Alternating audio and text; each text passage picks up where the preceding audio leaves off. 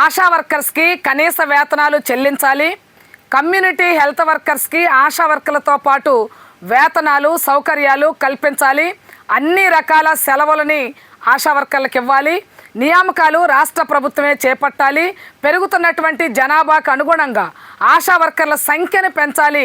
ఖాళీ పోస్టులని భర్తీ చేయాలి. ఏఎన్ఎం జిఎన్ఎం ట్రైనింగ్ అయినటువంటి ఆశా వర్కర్స్కి పర్మనెంట్ పోస్టుల భర్తీ సందర్భంగా వెయిటేజీ ఇవ్వాలని కోరుతా ఉన్నాం. 10 లక్షల గ్రూప్ ఇన్సూరెన్స్ సౌకర్యాన్ని కల్పించాలి. నాణ్యమైనటువంటి సెల్ ఫోన్స్ ఇవ్వాలి. నాణ్యమైన యూనిఫామ్ ఇవ్వాలనే డిమాండ్స్ సాధన కోసం మార్చి 5వ తేదీన చలో విజయవాడ కార్యక్రమాన్ని నిర్వహిస్తా ఉన్నాం. ఈ కార్యక్రమానికి రాష్ట్రంలో ఉన్నటువంటి ASHA workers, community health workers అందరూ కూడా పెద్ద ఎత్తున పాల్గొని జయప్రదం చేయాలని ఏపీ ఆశా వర్కర్స్ యూనియన్ రాష్ట్ర కమిటీ సిఐటి అనుబంధ సంఘం పిలుపునిస్తూ ఉంది. 7 ఏళ్ళు అవుతా ఉంది ఆశా వర్కర్లకి వేతనాలు పెంచి. 10,000 రూపాయలు ఫిక్స్డ్ వేతనం అని చెప్పిస్తూ ఉన్నారు. 10,000 రకాల పనులు చేపిస్తూ ఉన్నారు. ఇస్తున్నటువంటి 10,000 రూపాయల్లో కూడా నెలలో 4-5 వేల రూపాయలు ఆసుపత్రులకి పిహెచ్సిల చుట్టూ తిరగడానికే ఖర్చు అవుతూ ఉంది. వీటితో పాటు అనేక రకాలైనటువంటి ఇబ్బందులు పడుతూ ఉన్నారు. వాస్తవానికి ఆశా వర్కర్సు వెల్నెస్ సెంటర్లో కూర్చోవలసిన అవసరం లేదు, పిహెచ్సిలో కూర్చోవలసిన అవసరం లేదు. ఫీల్డ్లో ఉండాలి. ఆ 1000 మంది జనాభాకి ఏదన్నా కష్టం వస్తే, ఇబ్బంది వస్తే వాళ్ళని ఆసుపత్రులకు తీసుకెళ్లే పని, పిహెచ్సిలకు తీసుకెళ్లేటటువంటి పని చెయ్యాలి. కానీ ఈరోజు ఉదయం నుంచి సాయంత్రం వరకు కూడా కంటిన్యూ వర్క్ చేపిస్తూ ఉన్నారు. ఉదయాన్నే ఫీల్డ్లోకి వెళ్ళాలని చెప్తా ఉన్నారు. ప్రతిరోజు 20 ఇళ్ళు సర్వే చేయాలని చెప్తా ఉన్నారు. ఆ తర్వాత వెల్నెస్ సెంటర్లో కూర్చోవాలి. సాయంత్రం 4 గంటల వరకు కూర్చోవాలి. 4 గంటల తర్వాత కూడా మరలా ఫీల్డ్ వర్క్ చేయాలని చెప్తా ఉన్నారు. అందుకని ఇది ఎట్లా కరెక్ట్ అంటున్నాం. ఆశా వర్కర్ని నియమించేటప్పుడు మాతా శిశు సంరక్షణ కోసం అనే పద్ధతిలో ఎన్హెచ్ఎం స్కీమ్ కింద నియమింపబడ్డారు. కానీ ఈరోజు అన్ని రకాలైనటువంటి పనులకు కూడా సేవలు చేస్తూ ఉన్నారు. ఈ సేవలు చేయించుకుంటున్న ప్రభుత్వం మేమేం చేయడానికి సిద్ధంగా ఉన్నాం, మాకేం ఇబ్బంది లేదు, కానీ మేము బ్రతకడానికి కూడా వేతనం ఇవ్వాలని కోరుతా ఉన్నాం. మాతో పని చేయించుకుంటుంది హెల్త్ డిపార్ట్మెంట్. ఇది హెల్త్ డిపార్ట్మెంట్లో పని చేయించుకుంటూ అందులో ఉన్నటువంటి ఆరోగ్య కార్యకర్తలకి ఆరోగ్యం లేకపోతే మేము ఎలా పని చేయాలని అడుగుతూ ఉన్నాం. సెల్ ఫోన్లు ఇస్తూ ఉన్నారు, ఫోటోలు తీయమంటున్నారు, అప్లోడ్ చేయమంటున్నారు. మాకేం అభ్యంతరం లేదు. మీరు ఇచ్చినటువంటి సెల్ ఫోను ఈరోజు ఫోటో తీస్తే రేపటి వరకు తిరుగుతూనే ఉంటుంది. రేపటికి కానీ ఆ పోస్ట్ అప్లోడ్ అవుతున్నటువంటి పరిస్థితి లేదు. మేము పని చేయని వాళ్ళ కిందకు వస్తూ ఉన్నాం. ఆఖరికి మధ్యాహ్న భోజనం కూడా విరామం ఇచ్చేటటువంటి పరిస్థితి లేదు. భర్తకు బాగోపోయినా, బిడ్డలకు బాగోపోయినా, లేకపోతే మా ఆశా వర్కర్లకి మాకు అనారోగ్యం వచ్చినా మేము వైద్యం చేయించుకోవాలనంటే కనీసం సెలవు ఇవ్వట్లేదు. అధికారుల దయాదాక్షిణ్యాల మీద ఆధారపడి ఈరోజు మేము పనిచేయాల్సి వస్తూ ఉంది. నీకు సెలవు కావాలా, 1 గంట పర్మిషన్ కావాలా, నీ భర్తకు ఆరోగ్యం బాగాలేదా, నీ బిడ్డలకు ఆరోగ్యం బాగాలేదా, అయితే మా పని చేయండి, మా పని చేస్తే మీకు పర్మిషన్ ఇస్తాం, మా పని చేస్తే మీకు సెలవు ఇస్తాం అనేటటువంటి పద్ధతిలో ఈరోజు అధికారులు బెదిరిస్తున్నటువంటి పరిస్థితి ఉంది. ఎన్సిడిసిడి సర్వే ఎవరిదండి? అది ఏఎన్ఎం చేయాల్సినటువంటి పని. కానీ ఈరోజు ఆశా వర్కర్లతో పని చేపిస్తూ ఉన్నారు. రోజు ఆశా వర్కర్లు ఈ అధికారులు చేయాల్సినటువంటి పనులన్నీ చేపిస్తూ ఉంటే ఆశా వర్కరు తను చేయాల్సినటువంటి పని ఎప్పుడు చేయాలి? నీ పని నువ్వు చేసుకో, మా పని కూడా చేయమనేటటువంటి పద్ధతిలో మాట్లాడుతూ ఉన్నారు. ఇది సరైనది కాదని చెప్పదలుచుకున్నాం. కమ్యూనిటీ హెల్త్ వర్కర్లు 2361 మంది ఉన్నారు. ఆశా వర్కర్లతో సమానంగా పనిచేస్తూ ఉన్నారు వీళ్ళు. అదే పిహెచ్సి, అదే గ్రామము, అదే సబ్ సెంటర్లో పనిచేస్తూ ఉన్నారు. కానీ వీళ్ళకి 4,000 రూపాయల వేతనం చెల్లిస్తూ ఉన్నారు. ఈ 4,000 రూపాయలు ఆసుపత్రుల చుట్టూ తిరగడానికి అయిపోతా ఉన్నాయి, పిహెచ్సిల చుట్టూ తిరగడానికి అయిపోతా ఉన్నాయి. ఏజెన్సీలో ఒక ఆటో మాట్లాడుకొని రావాలంటే ట్రిప్పుకు 300-400 రూపాయలు ఆటోకి ఇవ్వాల్సి వస్తున్నటువంటి పరిస్థితి ఉంది. ఆ గర్భవతులుగా ఉన్నవాళ్ళు, బాలింతలుగా ఉన్నవాళ్ళు, పసిబిడ్డలుగా ఉన్నవాళ్ళు, ఆశా వర్కర్ ఉంటే ఆమెనే తీసుకెళ్ళమని అడుగుతూ ఉన్నారు. వాళ్ళు ₹1 ఖర్చు పెడుతున్నటువంటి పరిస్థితి కూడా లేదు. ఒకవేళ ఆ ఏజెన్సీలో సరైనటువంటి హాస్పిటల్ లేకపోతే జిల్లా హెడ్ క్వార్టర్కి తీసుకురావాలంటే వాళ్ళ సొంత డబ్బులు పెట్టుకోవాల్సిన పరిస్థితి వస్తూ ఉంది. అందుకనే మేము ఆరోగ్యం కోసం పనిచేసేవాళ్ళం, ఆరోగ్యకరంగా ముందు మేము ఉండాలి. ఆ ఆరోగ్యం చూడాల్సినటువంటి బాధ్యత, మా ఆరోగ్యం సక్రమంగా చూడాల్సిన బాధ్యత రాష్ట్ర ప్రభుత్వం మీద ఉంది. అందుకనే మాకు వేతనాలు పెంచాలని అడుగుతూ ఉన్నాం. ఈరోజు వేతనాలు అడుగుతూ ఉంటే ప్రభుత్వం చెప్తా ఉంది భారతదేశంలో ఎక్కడా లేదు, ఆంధ్ర రాష్ట్రంలో మేము 10,000 రూపాయల వేతనం ఇస్తున్నాం అని చెప్తా ఉన్నారు. మంచిదే, మొట్టమొదట 10,000 ఇచ్చింది కూడా ఆంధ్ర రాష్ట్రమే. కానీ ఈరోజు మహారాష్ట్రలో ఇస్తూ ఉన్నారు 10,000 రూపాయలు ఫిక్స్డ్ వేతనం, సిక్కింలో ఇస్తూ ఉన్నారు, హర్యానాలో, కేరళలో, కేంద్ర ప్రభుత్వం ఇస్తున్నటువంటి ఇన్సెంటివ్తో కలిపితే 15,000 నుంచి 16,000 రూపాయల దాకా వస్తూ ఉన్నాయి వాళ్ళకి. ఈరోజు ఆంధ్ర రాష్ట్రంలో చేస్తున్నటువంటి పనులు మిగిలినటువంటి రాష్ట్రాల్లో చేయటం లేదు. పర్ఫార్మెన్స్ బేస్డ్ ఇన్సెంటివ్ పేరుతోటి హానరారియం ఇస్తున్నారు. కేంద్ర ప్రభుత్వం నిర్ణయించినటువంటి ఫిక్స్డ్ పారితోషికాలు 3,500 రూపాయలు చెల్లిస్తూ ఉన్నారు. మన రాష్ట్రంలో ఆ రకమైన పరిస్థితి లేదు. పిహెచ్సిలకి అధికారులు నెలలో 4-5 సార్లు పిలిపిస్తూ ఉన్నారు. ఆ వెళ్ళిన సందర్భాలలో టీఏడిఏలు అవుతున్నాయి. పేరుకే ఆశా వర్కరు, పేరుకే 10,000 రూపాయలు, కానీ మా చేతికి వస్తుంది మాత్రం 4-5 వేల రూపాయలు మాత్రమే. ఈరోజు ధరలు పెరుగుతూ ఉన్నాయి. ఈ పెరుగుతున్నటువంటి ధరలకు అనుగుణంగా ఆశా వర్కర్ల వేతనాలు పెంచేటటువంటి పని చేయట్లేదు. 7 ఏళ్ళు అవుతున్న వేతనాలు పెరిగి ఇప్పటికే వేతనాలు పెంచట్లేదు. కూటమి ప్రభుత్వం చంద్రబాబు నాయుడు గారు ఎలక్షన్స్కి ముందు అధికారంలోకి వస్తే ఆశాలకి వేతనం పెంచుతామని చెప్పారు. మీరు మేనిఫెస్టోలో ఆశాలకి కనీస వేతనాలు చెల్లించాలి అనే పద్ధతిలో పెట్టారు. మరి మీరు ఆ విషయం మర్చిపోయారని అడుగుతూ ఉన్నాం. మీరు ఆశా వర్కర్ల పట్ల ప్రభుత్వ అధికారులు, ప్రభుత్వం, మంత్రులు అందరూ సానుకూలంగా సానుభూతి చూపిస్తూ ఉన్నారు. సంతోషం. కానీ సానుభూతితో మా కడుపు నిండదు. మీరు జీతాలు పెంచితేనే మాకు కడుపు నిండిద్ది. కాబట్టి మీరు జీతాలు పెంచండి అనే పద్ధతిలో మేము అడుగుతూ ఉన్నాం.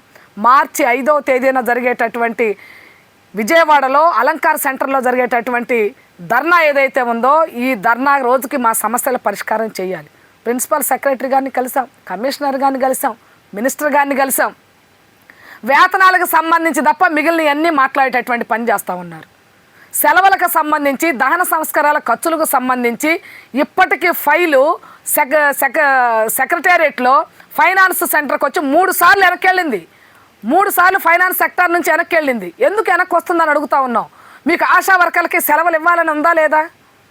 ఆదివారం సెలవు లేదు, పండక్కి సెలవులు లేవు, నేషనల్ హాలిడేస్ లేవు. ఏమైనా ఆరోగ్యం బాగోకపోతే సెలవు పెట్టుకునే అవకాశం లేదు.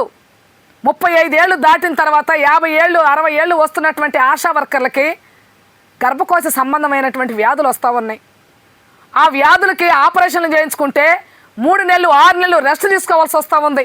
ఆపరేషన్ చేయించుకుంటే నువ్వు డ్యూటీకి రాకపోతే నువ్వు ఉద్యోగం మానే వెళ్ళిపో ఇంటికి అనే పద్ధతిలో చెప్తా ఉన్నారు. అందుకని ఇది సరైనటువంటిది కాదు. పని చేస్తున్నటువంటి వాళ్ళకి మీరు సెలవులు ఇవ్వాల్సినటువంటి అవసరం ఉంది.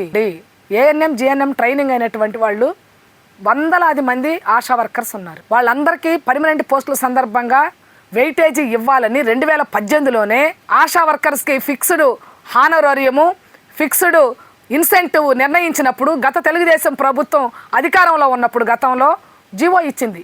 ఆ జీవో ప్రకారం ఇప్పటికి దాన్ని ఇంప్లిమెంట్ చేసేటటువంటి పని చేయట్లేదు. అందుకు సంబంధించి ప్రత్యేకంగా వెయిటేజీకి సంబంధించి జీవోనో సర్క్యులర్నో జారీ చేసి వాళ్ళకి అమలు చేసేటటువంటి పని చేయాలి కదా. ఆ అమలు చేసే పని చేయట్లేదు. నియామకాలు చేయమని అడుగుతూ ఉన్నాం. నియామకాలు ప్రభుత్వం చేపట్టని అడుగుతూ ఉన్నాం. అనేక జిల్లాల్లో ఖాళీ పోస్టులు ఉంటే ఆ ఖాళీ పోస్టుల్లో ఆశా వర్కర్ని అప్లై చేసుకుంటే అక్కడ పొలిటికల్ ప్రెషర్ ఎక్కువగా ఉందనే పేరుతోటి ఆ పోస్టులు ఫిలప్ చేయకుండా ఆపారు. గ్రామీణ ప్రాంతాల్లో 1000-1200 జనాభాకు ఒక ఆశా వర్కర్ ఉండాలి. పట్టణ ప్రాంతాల్లో 2,000 నుంచి 2,500కి ఒక ఆశా వర్కర్ ఉండాలి.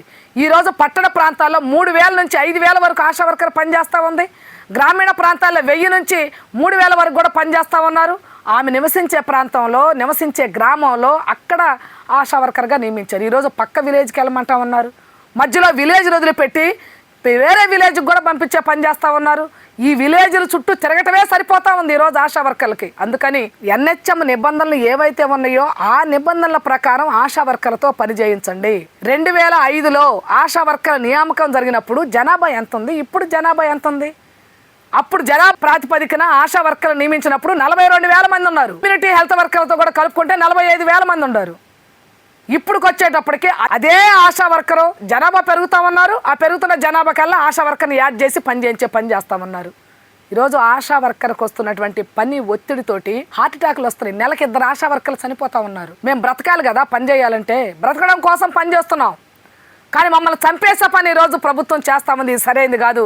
ఆశా వర్కర్లకి వేతనాలు పెంచడం ద్వారా, ఇతర సమస్యలు పరిష్కారం చేయడం ద్వారా మాత్రమే మా సమస్యలు మేము పరిష్కారం అవుతాయి, మేము పనిచేయడానికి వీలవుద్ది. మేము కేంద్ర ప్రభుత్వాన్ని అడుగుతూ ఉన్నాం. జీడిపిలో 6% నిధులు కేటాయిస్తే ఆశా వర్కర్స్కి ఆరోగ్యమే కాదు మొత్తం ప్రజానికానికి సంబంధించి కూడా వైద్యం, ఆరోగ్యం అందుబాటులో ఉంటుంది. ఆరోగ్య భద్రతా చట్టం చేయండి.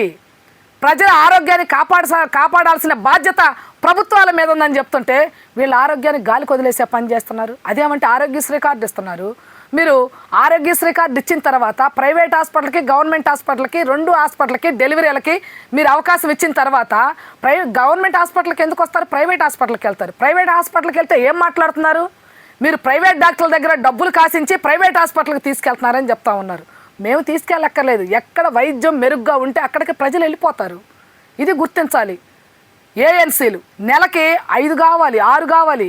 ఏమిటి ఏమన్నా వస్తువులా తీసుకురావడానికి? గర్భవతులు ఎక్కడి నుంచి తేవాలి? వాళ్ళు గర్భం దాల్చకుండా తీసుకురమ్మని చెప్తా ఉన్నారు. టార్గెట్స్ ఇస్తున్నారు. ఆ టార్గెట్స్ రీచ్ అవ్వకపోతే బెదిరించేటటువంటి పని చేస్తున్నారు. ఇది ఎట్లా కరెక్ట్ అని అడుగుతా ఉన్నాం. కమిషనర్ గారు రికార్డులు పెట్టాల్సిన అవసరం లేదని చెప్పారు.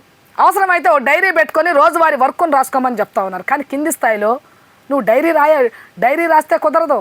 నువ్వు రికార్డులు పెట్టాల్సిందే. 20 పెట్టు, 30 పెట్టు అని చెప్తా ఉన్నారు. అదనపు పనులు ఆశా వర్కర్స్తో చేయించరాదనే సర్క్యులర్ ఉన్నప్పటికీ ఈరోజు ఆశా వర్కర్తో అన్ని రకాలైనటువంటి పనులు చేపిస్తూ ఉన్నారు. ఆశా వర్కర్కి సంబంధం లేనటువంటి పనులు చేస్తున్నారు. గౌరవం లేనటువంటి పనులు చేపిస్తున్నారు. గౌరవప్రదమైన పనులు చేపిస్తున్నారు. గౌరవప్రదమైన పనికేమో డబ్బులు ఖర్చు అవుతూ ఉన్నాయి. గౌరవం లేని పనికేమో మా ఆత్మాభిమానం చంపుకొని పని చేయాల్సి వస్తూ ఉంది. ఈరోజు ఆసుపత్రులు క్లీన్ చేయాల్సిన బాధ్యత ఎవరిదండి? సబ్ సెంటర్లు క్లీన్ చేయించే పని చేస్తున్నారు. పిచ్చి చెట్లు పీకిచ్చే పని చేస్తున్నారు. బాత్రూములు కడిగించే పని చేస్తూ ఉన్నారు. వెల్నెస్ సెంటర్లు, సచివాలయాలు, అలాగే పిఎస్సీలు బూజులు దులిపించే పని చేస్తున్నారు. వాకిట్లో కల్లాపు జల్లి ముగ్గులేపించే పని చేస్తున్నారు. ఈ డ్యూటీ ఏం మాదని అడుగుతా ఉన్నాం. మీరు స్వీపర్స్ని పెట్టుకోకుండా, అటెండర్స్ని పెట్టుకోకుండా మాతో ఎందుకు చేపిస్తున్నారు ఈ పని? వాటితో పాటు ఓపీ డ్యూటీలు వేసేటటువంటి పని చేస్తున్నారు. పిహెచ్సి డ్యూటీలు అంట, నైట్ డ్యూటీలు చేయాలట, వెల్నెస్ సెంటర్లో డ్యూటీలు చేయాలంట. ఆశా వర్కర్ని ఫుట్బాల్ లాగా ఆడేటటువంటి పని ఈరోజు రాష్ట్ర ప్రభుత్వం చేస్తుంది. సర్వేల పేరుతో, రకరకాల సర్వేల పేరుతో వాళ్ళే జిరాక్సులు తీసుకోవాలి. పని చేయని ఫోన్ ఉంటే వాళ్ళ కొడుకుదో వాళ్ళ భర్తదో ఫోన్ తీసుకొని పని చేయాలి. లేకపోతే నెట్ సెంటర్కి వెళ్ళి ఆ పని చేయాలి. ఇది ఎక్కడ అన్యాయం అని అడుగుతూ ఉన్నాం. అందుకనే ఆశా వర్కర్స్ ఏ పనులు చేయాలో ఆ పనులే చేయించేటటువంటి పని చేయండి. ఆశా వర్కర్కి సంబంధం లేని పనులు చేయిస్తున్నటువంటి అధికారుల మీద చర్యలు తీసుకోండి.